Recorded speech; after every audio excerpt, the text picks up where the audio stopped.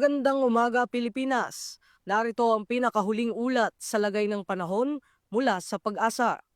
Ayon sa huling tala ng Pag-asa, alas 4 ng madaling araw, ang sentro ng Bagyong Opong ay namataan sa layong 505 kilometers kanluran ng Indang, Cavite. Taglay nito ang lakas ng hangin na umaabot sa 120 kilometro kada oras at pagbugso na hanggang 150 kilometro kada oras. Kumikilos ito pakanluran, hilagang kanluran sa bilis na 30 kilometro kada oras. Kasalukuyang nakataas ang Tropical Cyclone Wind Signal number 1 sa mga sumusunod na lugar.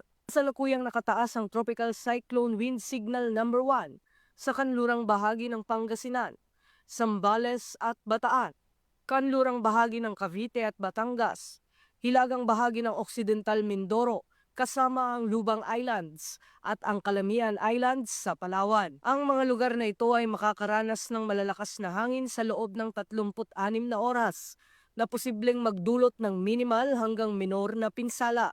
Sa mga baybayin, asahan ang maalon hanggang napakaalon na karagatan, lalo na sa mga kanlurang bahagi ng Luzon, Occidental Mindoro at Palawan.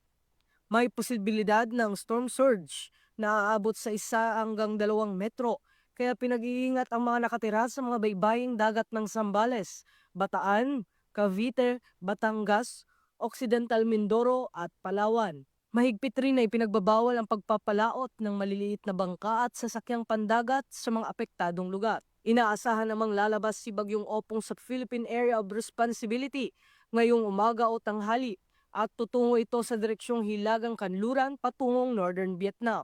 At sa ating mga kababayan at kapulisan sa mga apektadong lugar, manatiling nakaalerto at makinig sa mga opisyal na anunsyo ng Pag-asa at Local Disaster Risk Reduction Offices. Ako po si Patrolman Don Brosas at ito po ang PNN Weather Update sa oras na ito dito sa Police News Network.